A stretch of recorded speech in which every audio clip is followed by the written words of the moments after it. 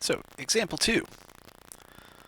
The choice of your interval can actually affect the appearance of the histogram a lot. So we're going to make 2 more histograms. We're going to make one in this video and one in the next one.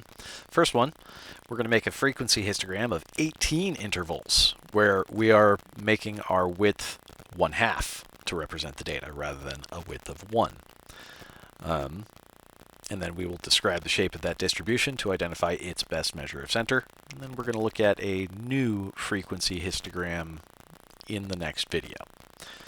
But let's take a look back at our original graph before. Our original graph, I used a scale of 1 up to here, and then on the x-axis I counted 2 boxes to count as 1. This will also make it a little bit easier for us to compare if I use the same sets of scales and just change how I count. So for example, every 2 boxes still counts for 1, but now numbers between 0 and 1/2, those 4 without sales tax, still show up. That 1.5 is 1.5 between 1.5 and 2.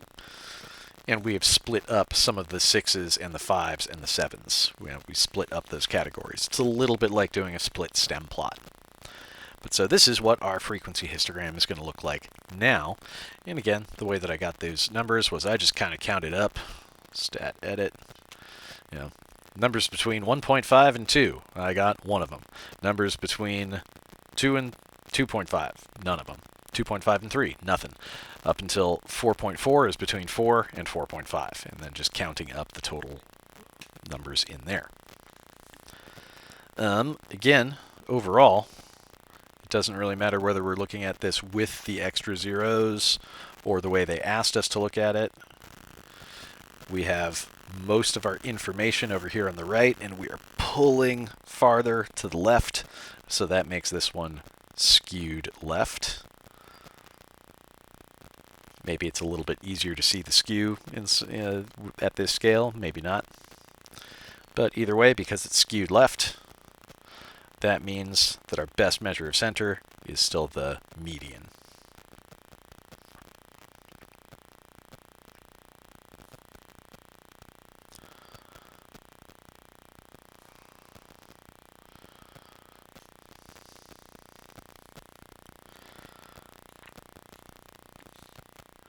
So we'll look at generating our own numbers of bins and widths in the next video.